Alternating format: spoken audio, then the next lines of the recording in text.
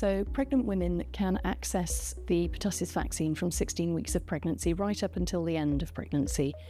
They can do that either through their GP by booking an appointment if they have a service available, or they can come to any of the antenatal clinics in the Birmingham and Solihull area. So that would be Birmingham Women's, City, Sandwell, Good Hope, Heartlands or Solihull antenatal clinics, Monday to Friday in clinic hours, no appointment needed. It's a drop-in service and you can just come have your vaccine. The only thing we need from you is your NHS number, and we will screen you for any history, such as allergies, that may be a contraindication.